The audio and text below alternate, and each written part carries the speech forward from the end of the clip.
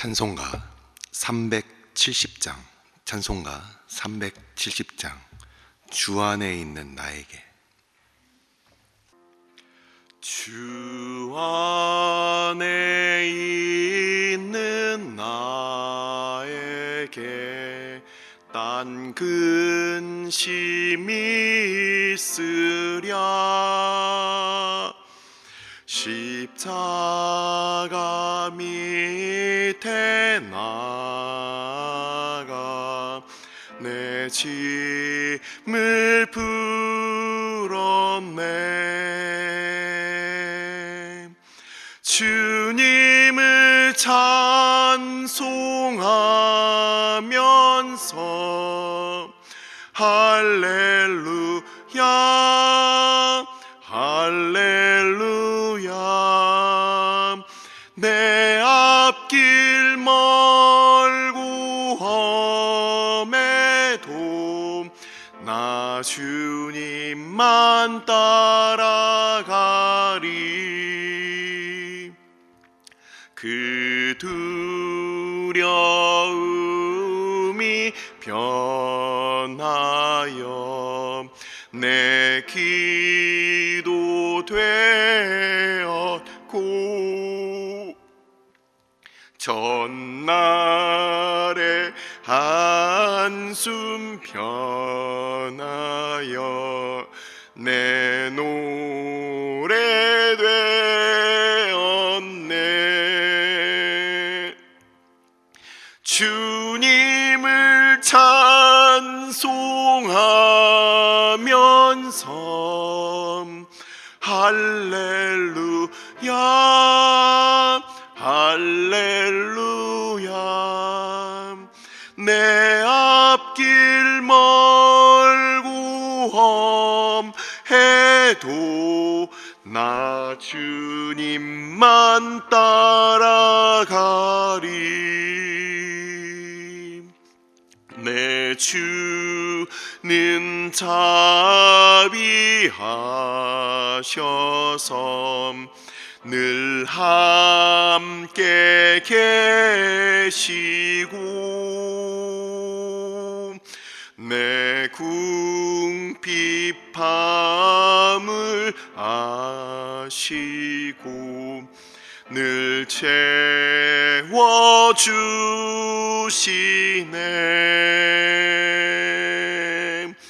주님을 찬송하면서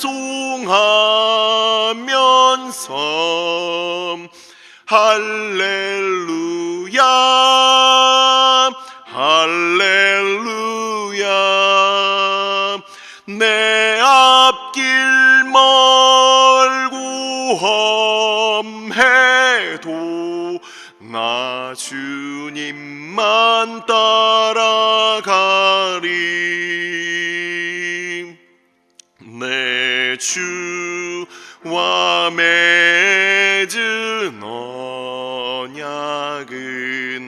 영불변하시니 그 나라 가기까지는 늘 보호하시네.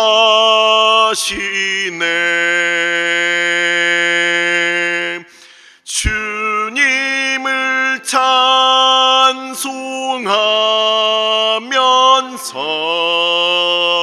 할렐루야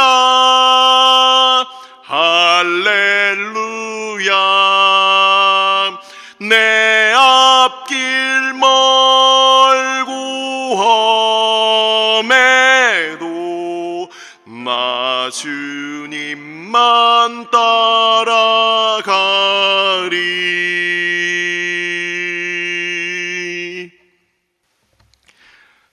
오늘의 말씀은 시편 130편, 시편 130편 1절부터 시편 131편 3절까지 말씀.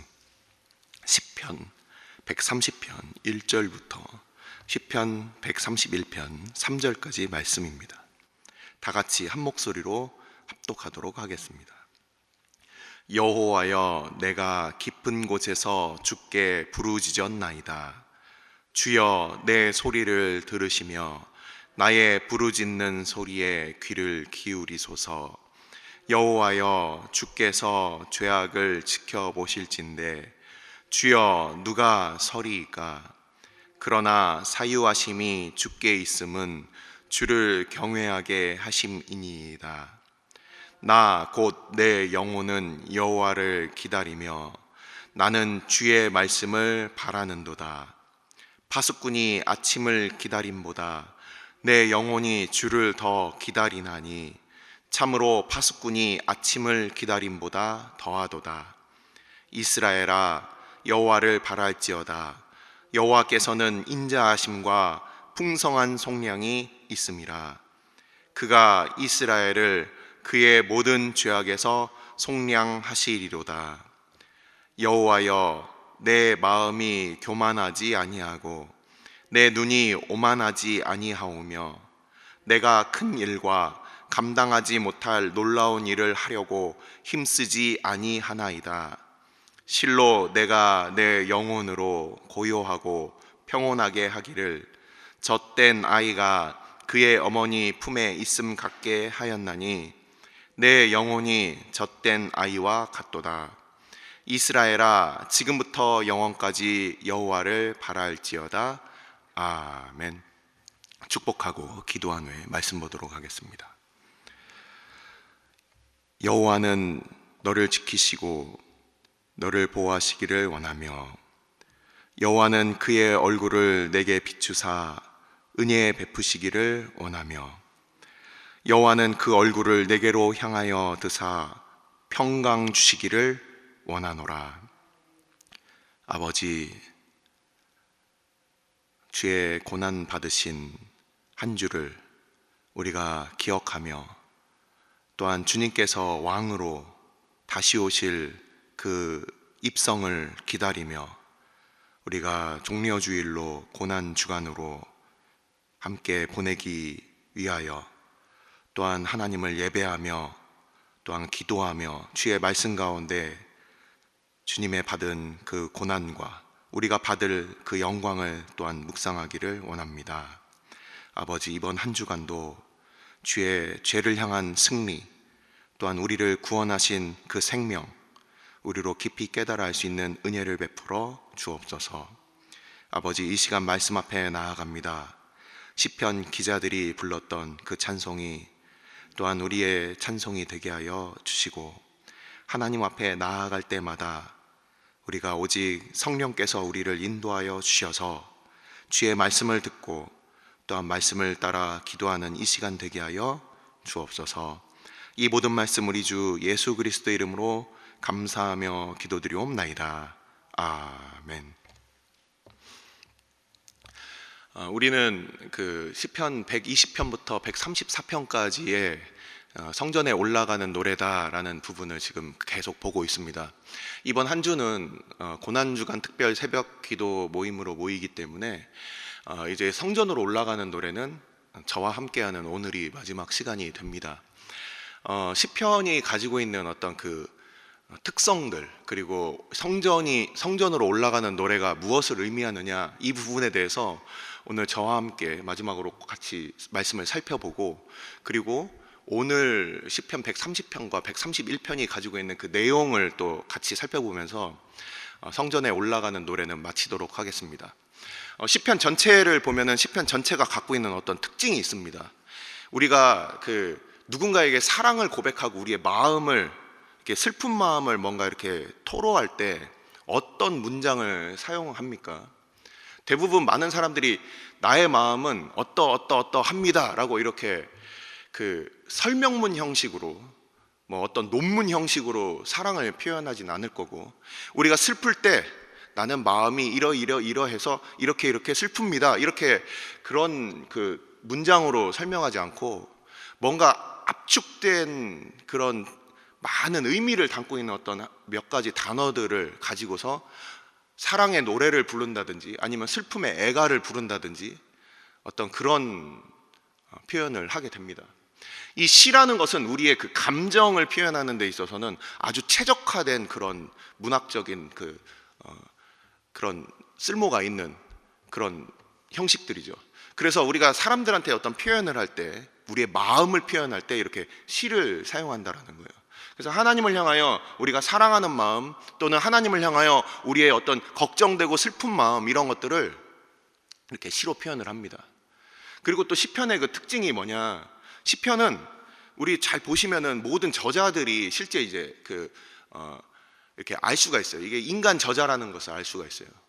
이게 뭐 다윗의 시편도 있고, 뭐 아니면은 뭐 아삽, 또는 뭐 많은 고라자손, 이런 사람들의 그 시의 그 저자가 있지 않습니까? 근데 우리는 이 시편을 하나님의 말씀으로 지금 받고 있어요.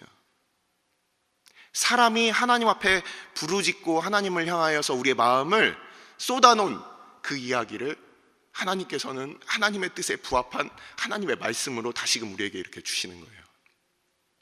그래서 이 시편은 굉장히 독특합니다. 모든 다른 성경들보다 우리의 마음에 가장 가깝게 우리의 마음이 담겨서 표현될 수 있는 게 바로 시편입니다.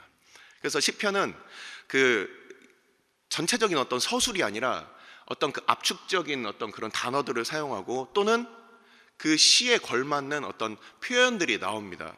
우리 지난 시간에 저와 함께 했던 그 시편을 봤을 때 물에 대한 이미지, 그리고 산에 대한 이미지, 이런 어떤 이미지 시상을 사용해서 그것을 표현하는데, 우리 목요일과 금요일 본문에서는 어떤 시상들이 나왔습니까? 어떤 가족에 대한 부분이 나왔어요. 그 장사의 전통에 들어있는 화살통에 들어있는 그 화살들이 바로 자녀들이다. 그리고 어린 감람나무와 결실한 포도나무와 같은 그런 가족의 이미지가 그렇게 담겨져 있죠. 그래서 노래에는 어떤 그렇게 비유해서 표현하는 부분들이 나옵니다. 오늘 본문도 마찬가지입니다. 파수꾼의 경성함, 파수꾼이 이렇게 아침을 기다리는 그 마음에 빗대어서 이 시편 기자의 그 마음을 시편 130편에서는 그렇게 설명하고 있고, 시편 131편은 다윗의 시인데, 다윗은 마치 젖된 아이가 어머니 품에 거한다라고 이렇게 또 표현을 하고 있어요. 그래서 우리의 삶의 가장 친숙한 부분으로 이 시편 기자는 계속해서 자기의 마음을 표현하고 있습니다. 그래서 이 시편을 우리가 보게 되면은 이런 시적인 특징, 이 시편 기자의 마음을 하나님께 이렇게 드리고, 그리고 단순히 그냥 하나님의 계명으로 뭘 이렇게 해라, 이런 게 아니라 우리의 마음이 하나님께 드려지는 것인데, 그것이 하나님의 뜻대로 드려질 때 또한 이게 하나님의 말씀으로 오늘날 우리 마음 가운데 임하는구나, 이걸 기억하시면서 오늘 시편을 보도록 하겠습니다. 성전에 올라가는 노래에 대한 이 부분은 마지막 부분에서 다시 한번 말씀을 드리겠습니다. 오늘 시편 130편과 131편 이 두 편을 보면은 그 안에 독특한 표현들이 있습니다. 시편 130편의 그 큰 주제는 무엇이라고 생각합니까? 성전으로 올라가는데 뭐에 대한 주제를 가지고 성전으로 올라갈까요? 바로 우리가 해결할 수 없는 죄의 문제에 대해서 얘기를 하고 있어요. 그래서 이 1절에 나와 있는 깊은 곳은 과연 뭐냐, 단순히 그냥 외적인 어떤 환경적인 어려움이냐 했을 때, 이 시편 130편 전체를 보면 이것은 인간이 어떻게 할 수 없는 죄의 문제에 대한 이 깊은 곳이다라고 우리가 알 수가 있어요. 그래서 이 시편 130편을 보면은 또 시의 어떤 특징 중에 이 강조와 반복이라는 부분이 있습니다. 반복을 해서 강조를 시키는 거예요. 5절을 제가 이제 원문을 통해서 쭉 살펴봤더니, 5절에 나 곧 내 영혼은 여호와를 기다리며 나는 주의 말씀을 바라는도다, 이렇게 돼 있는데, 이 표현이 원어를 보니까 이렇게 돼 있습니다. 내가 여호와를 기다리고 하면서 1인칭으로 표현이 돼 있고, 나의 영혼이 여호와를 기다린다라고 하면서 3인칭으로 나를 그렇게 표현해 놓고, 그리고 내가 주의 말씀을 기다린다면서 기다린다는 표현이 실제는 3번이 나와 있어요. 한 번도 아니고 2번이 굉장히 강조하는 표현인데, 여기선 3번 주님을 기다린다. 내가 스스로 그 죄악으로부터 빠져나올 수 없고, 내가 그것을 스스로 구원할 수 없는 나 자신의 그 모습을 보면서 주님의 구원을 바란다라는 거죠. 그러면서 이 시편 기자는 이렇게 표현을 하고 있습니다. 하나님 앞에 그 죄악 가운데 서 있는 우리 인간이 하나님 앞에 내가 어떻게 설 수가 있을까? 하나님이 그 모든 죄를 다 감찰하시는데 우리가 겉으로는 뭐 사회적으로 명망이 있을 수도 있고요, 교회에서는 어떤 직분자일 수도 있고요, 뭔가 해놓은 어떤 그런 선행들이 있을 수가 있어요. 하지만 하나님 앞에 그 불꽃 같은 눈앞에서 누가 하나님 앞에 감히 설 수가 있겠느냐, 이렇게 시편 기자가 그 두려움 가운데 서 있습니다. 하지만 4절의 맨 처음에 갑자기 그 반대의 접속사가 등장하면서 그 상황을 반전시키고 있습니다. 그러나 죄를 용서하심이 주와 함께 있으니 주를 경외하게 한다, 이렇게 나와 있습니다. 이 4절을 보면 우리가 죄악 투성인데 하나님 앞에 우리가 감히 설 수 없는데 그 심판의 자리 앞에 우리가 누가 감히 설 수가 있겠느냐. 근데 하나님은 죄를 용서하신다, 사유하신다. 죄를 용서하심이 하나님께 있으니 우리가 하나님을 경외하며 그 앞에 예배하게 된다라는 거예요. 그래서 우리의 예배는 그냥 우리가 뭔가 하나님 앞에 뭔가 우리의 공로가 있어서 나오는 것이 아니라 하나님의 그 죄 사함을 바라며 그 앞에 경외하며 그 앞에 겸손하게 나아가는 것이 바로 성전에 올라가는 노래를 부르는 그 백성들의 자세라는 겁니다. 그러면서 이 시편 130편은 1절과 4절까지 그리고 5절부터 8절까지 크게 이 1절과 2절로 이렇게 나눠져 있다, 이렇게 볼 수가 있어요, 내용상으로. 그래서 이 4절에 나와 있는 바 죄를 용서하시는 것을 이 시편 기자가 깨닫고, 그리고 이제 5절부터 8절까지의 말씀을 보면은 내가 그것을 깨달았으니 이스라엘아 하면서 우리 공동체를 향하여서 이 시편 기자는 그 하나님 앞에 우리가 함께 예배하는 그 촉구와 각성을 그렇게 권면하고 있는 겁니다. 나의 죄를 씻어주시는 그 하나님의 그 인자하심, 그 죄를 용서하심을 내가 맛보았으니 우리들 전부도 다 같이 내가 그렇게 그 파수꾼이 아침을 기다리는 것처럼 그렇게 간절하게 바라는데, 이스라엘아 너희들도 여호와를 바래라. 여호와께는 인자하심과 풍성한 속량이 있다. 혹시 하나님 앞에 두려워함으로 그 죄 때문에 나오지 못하고 벌벌 떠는 사람들이 있느냐? 다 같이 나와와라. 함께 그 구속하심을 바라자. 그것이 이 7절의 이 권면이고, 그러면서 8절의 이 마지막 확신은 이렇게 이야기하고 있습니다. 그가 이스라엘을 그의 모든 죄악에서 값주고 사실 것이다. 이 속량이라는 표현이 값주고 산다라는 뜻이에요. 우리는 이 뜻이 뭔지 알죠? 이 구약에 있어서 시편의 기자들은 이게 정확하게 무슨 뜻인지 잘 몰랐을 거예요. 기껏해야 양이나 소가 우리의 죄를 전가해서 죽는다 이렇게 생각할지 모르지만, 하지만 이 리뎀션, 영어에서 리뎀션이라고 하는 이 단어는 값주고 바꾼다라는 뜻이에요. 이게 바로 하나님의 아들이 우리를 대신해서 값주고 우리를 사셨다는 거예요. 하나님의 기업이 됐다는 거예요. 하나님의 구속한 주의 백성이 됐다는 거예요. 이걸 다시 값주고 살 사람이 어디 있겠습니까? 그 값을 누가 치를 수 있겠습니까? 예수님의 값이 치러졌는데. 그래서 이스라엘아, 하나님의 백성들아, 우리 주님께서 그의 모든 죄악으로부터 우리를 값주고 사실 것이다. 이 확신을 가지고서 이 시편 기자는 자기의 죄 용서를 시작하여, 그래서 이스라엘 모든 공동체 가운데 하나님께서 그를 구속하실 것을 그렇게 권면하고 있는 겁니다. 그래서 이 시편 기자의 이 오늘의 이 시편 130편의 이 찬양과 이전에 있었던 어떤 가족들 찬양 있지 않습니까? 항상 이 시편 기자는 자기의 믿음으로부터 시작을 해서 공동체를 향해서 이렇게 뻗어져 나가는 거예요. 우리의 구원으로부터 시작한 이 믿음은 나뿐만 아니라 우리 자녀들, 우리 가족들, 우리 교회, 또한 이 민족, 이 나라 모든 세계 열방을 향하여서 이렇게 외적인 확장성을 가지고 있다는 겁니다. 시편 131편을 보면 시편 131편은 다윗의 시라고 이렇게 되어 있습니다. 이 다윗의 시인데, 이 다윗이 나의 눈이 높지 않다, 나의 마음이 높지 않고 교만하지 않고 나의 눈이 높지 않고 그렇게 자기의 그 표현을 하고 있어요. 이 다윗이 예배하는 자의 이 자세를 얘기를 하면서 높아지고 높아지는, 마음이 높아지고 그리고 눈이 높아지는 것이 그것에 거하지 않고 어떤 큰 일을 내가 도모하지 않으면서 그렇게 있다, 이렇게 표현을 하고 있습니다. 하나님을 예배하는 그 동기에 대한 부분이 바로 이 시편 131편입니다. 시편 131편을 보면 하나님을 예배하는 자의 동기에 대해서 나오게 되는데, 이 다윗이 우리가 잘 알고 있듯이 수많은 시편을 짓고 그의 직업도 알고 있죠. 처음에 목동이었어요. 그리고 이제 하나님의 용사였어요. 그리고 나중에 이제 왕으로 그가 세움을 받았어요. 그리고 아들로부터 이제 쫓겨 다녔어요. 이 여러 그 다윗의 삶을 우리가 봤을 때 이 다윗이 어떤 사람이었는가 우리가 그것을 알고 있는데, 이 다윗은 철저히 하나님 앞에 예배자였다는 겁니다. 이 다윗이 이렇게 시편을 불렀던 이 131편이 다윗의 어린 시절이었는지 또는 나이 많아 늙은 시절이었는지 나오진 않아요. 하지만 우리는 이 다윗이 하나님을 향하여 늘 같은 마음이었다는 것을 우리는 압니다.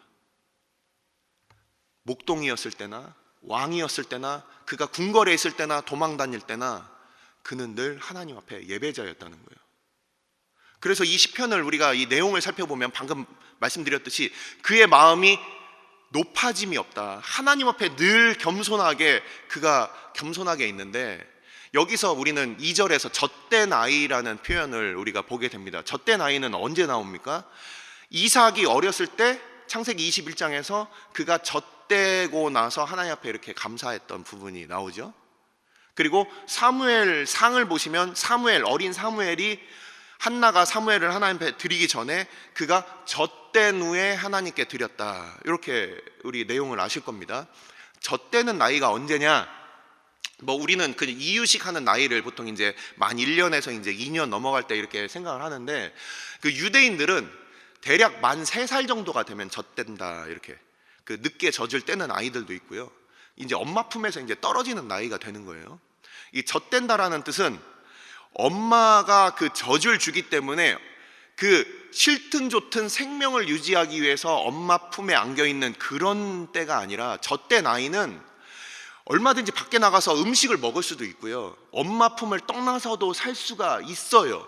근데 이 다윗은 젖된 아이가 엄마 품에 있다라는 얘기는 얘가 정말 그냥 우유 때문에 그 엄마 젖을 먹고 그가 살아남아야 되니까가 아니라, 이 젖된 아이가 엄마 품에 있다라는 것은 엄마가 너무 좋아서 그냥 그 곁에 머무는 것을 얘기하는 거예요. 그냥 엄마 자체가 그에게 있어서는 목적이 되는 거예요. 엄마 자신이 그 옆에 있는 것이 좋고 그 품이 좋고 엄마와 아이와의 그 깊은 유대가 있는 바로 그 아이가 젖을 뗀 후에도 그냥 잠잠히 엄마 때문에 그 옆에 있는 바로 그러한 상황을 나타내는 겁니다. 다윗이 어떤 필요가 있어서 하나님을 바라고, 다윗이 어떤 높아지기 위해서 하나님을 바라는 것이 아니라 그는 하나님이 목적이라는 거예요. 그의 예배의 목적이 하나님이 목적이다. 그래서 3절은 이렇게 마무리를 하고 있습니다. 이스라엘도 여전히 마찬가지죠. 자기가 그렇게 하나님을 요구하는 것처럼 이스라엘아, 지금부터 영원까지 하나님으로부터 오는 뭔가를 바래라, 이게 아니라 여호와를 바래라, 하나님을 바래라. 그것을 그가 또 권면을 하고 있는 거예요. 하나님으로부터 받는 무엇인가 우리에게 콩고물이 떨어지기 때문에가 아니라, 또는 우리가 높아지고 성공하기 위해서가 아니라, 예배자의 자세는 바로 하나님 한 분으로 우리가 예배한다. 이것이 바로 시편 130편과 131편의 그 내용들입니다. 자, 이제 성전으로 올라가는 노래에 대한 마지막 이제 결론을 내리겠습니다. 우리는 그동안 성전으로 올라가는 노래의 그 단어를 통해서 그냥 올라가는 노래, 올라가는 노래, 이렇게 성경에는 쓰여져 있어요. 근데 그 뜻이 무엇이냐라고 그 지난 수요일 날 제가 말씀을 드렸습니다. 뭐였습니까? 우선 1차적으로는 올라가는 노래다, 이렇게 돼 있고, 그리고 단 위에서 부르는 노래다, 이렇게 돼 있고, 우리 그 수요일 날은 제가 뭐라고 설명드렸습니까? 포로로부터 하나님을 향하여서 시온산으로 하나님께서 구원을 하실 때 그 구원받은 백성으로 함께 모이는 노래다, 이렇게 얘기를 했지만, 오늘 이제 또 우리가 부를 수 있는 이 올라가는 노래다, 이 뜻은 우리가 죄로부터 하나님의 거룩한 백성으로 올라가는 노래, 구원받지 못한 백성으로부터 이제 구원을 향하여 올라가는 노래가 되는 것이고, 그리고 인생 전체를 봤을 때 우리의 이 삶은 이 땅에서 끝까지 머무는 존재가 아니라 우리가 천상의 교회를 향하여, 하나님의 보좌를 향하여 우리의 인생이 올라가는 바로 그 시점 가운데 있다는 거예요. 우리의 인생이 이곳에 영원히 머무르는 것이 아니라 하나님을 향하여 그렇게 올라간다. 하나님을 향하여, 그 보좌 앞을 향하여 우리가 우리의 인생을 지내면서 부르는 이 노래, 이것이 바로 시편 120편부터 134편의 노래라는 거예요. 한 사람 한 사람이 그것을 부르고 있습니다. 그리고 공동체가 그걸 불러요. 이 땅에서 살면서 마지막 주님 앞에 설 때 우리가 서로 다 다르게 갈 겁니다. 같은 시각, 정확하게 똑같이 같은 시각에 간다라는 것은 존재하지 않아요. 하지만 우리는 다 그곳에서 만날 겁니다. 우리보다 이전에 있었던 이 믿음의 선진들이 그곳에 가서 우리가 기다리고 있고, 우리도 똑같이 가서 만날 거예요. 우리가 또한 먼저, 우리 자녀들보다 먼저 갈 확률이 많겠죠. 우리가 먼저 이렇게 가든지 또는 자녀들이 먼저 가든지 상관없어요. 우리가 그곳에서 함께 만날 거라는 거예요. 그래서 우리는 이 시편 기자들이 내가 그 구원을 받아서 내가 주님 앞에 설 바로 그 노래를 부르고 있으니 너희들도 같이 불러서 우리가 그곳에서 함께 만나자. 우리는 헤어져도 괜찮아. 하지만 거기서는 반드시 만날 거야. 함께 이 노래를 부르고 있는 한 우리는 함께 그 보좌 앞에서 만날 거야. 비록 당장 우리가 손잡고 갈 그 시간이, 헤어짐의 시간이 있을 수도 있지만 그것이 중요하지 않아. 최종적으로는 그 보좌 앞에서 함께 만날 거야.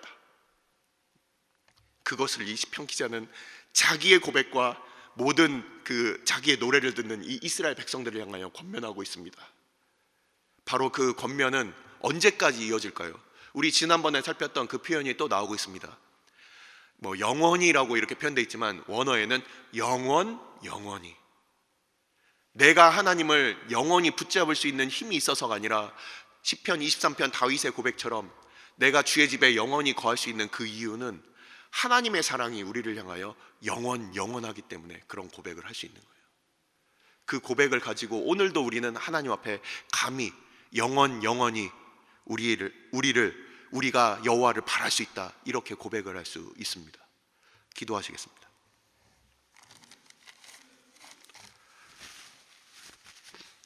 우리가 이 시간 기도할 때 그 영원한 구속, 다른 어떤 걸로도 값주고 살 수 없는 그 놀라운 구속, 그 십자가의 그 사랑, 그것이 있기 때문에 우리는 오늘도 죄악으로부터 구속되었으며 값주고 사신 바 되었으며, 그 십자가는 누구도 부인할 수 없고 누구도 그것을 취소할 수 없는 그 영원한 하나님의 사랑의 확증이 됩니다. 그렇기 때문에 우리는 오늘도 감히 우리가 죄인임에도 불구하고 그 죄를 하나님 앞에 사유하심을 얻고 주님 앞에 오늘도 예배자로 설 수가 있습니다.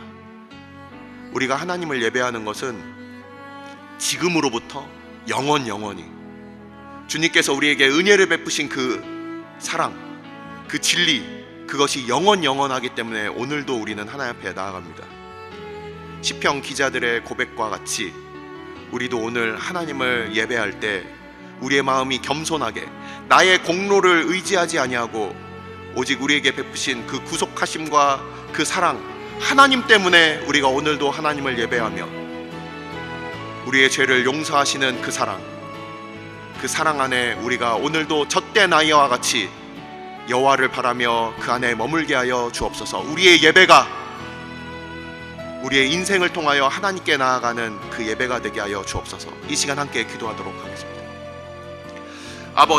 아버지께서 주의 백성들 오늘도 예배자로 우리를 불러주시고 우리를 인도하여 주심을 감사를 드립니다. 아버지, 시편 기자들과 같이 우리의 마음과 우리의 생각이 하나님께 온전히 드려지게 하여 주시고, 아버지, 주님께서 아버지 우리의 죄를 우리가 스스로 그것을 해결할 수 없고 아버지 깊은 곳에서 우리가 주의 이름을 부를 때 주님께서 우리에게 응답하시며 우리의 죄를 용서하여 주시며 우리가 감히 하나님 앞에 설 수 없지만 사유하심이 주께 있으므로 주를 경외함으로 하나님을 예배하기 위하여 아버지 주님 앞에 모인 주의 백성들 모였습니다. 아버지께서 그 마음 가운데 주께서 말씀하여 주시고 우리의 모든 죄를 주께서 용서하여 주시는 그 구속하심을 바라는 주의 백성들, 주를 바라며 파수꾼이 아침을 기다림보다 더 기다리는 우리의 마음으로 주님 앞에 나와싸우니 아버지, 다윗과 같이 우리의 마음이 높아지지 아니하고 우리의 눈이 높아지지 아니하며 우리의 마음이 오직 하나님을 향하여 젖된 아이와 같이 오직 하나님만을 바라며 그 앞에 머물기를 원하오니 아버지, 오늘 우리의 예배가 오직 주님을 바라는 예배가 되게 하여 주옵소서. 우리의 마음이 오직 하나님만을 바라는 예배가 되게 하여 주옵소서. 아버지, 나뿐만 아니라 우리의 가정이, 우리의 교회가, 세상 열방이 여호와를 영원부터 영원까지 여호와를 바라는 우리들 되게 하여 주시고 참된 예배자로 설 수 있도록 주님께서 함께하여 주시고 주의 백성들을 오늘도 주께서 붙들어 주시옵소서. 아버지, 주의 백성들 한 사람 한 사람 아버지께서 기억하여 주시고 오직 하나님을 향하여 나아가게 하여 주옵소서. 우리의 인생 여정이 하나님을 향하여 올라가는 예배의 자리가 되게 하여 주시고 주일 하루만 예배하는 것이 아니라 우리의 인생이 우리가 예배자로 주님 앞에 설 수 있도록 아버지, 슬플 때나 어려울 때나 기쁠 때나 오직 하나님을 향하여 예배하는 믿음의 백성들 다 되게 하여 주옵소서. 아버지, 다윗과 같이 우리 믿음의 선진들과 같이 하나님을 예배하는 주의 백성들 다 되게 하여 주시옵소서. 아버지께서 우리를 오늘도 예배자로 세워주시고 예배하는 주의 백성들을 오늘도 주께서 만나 주옵소서.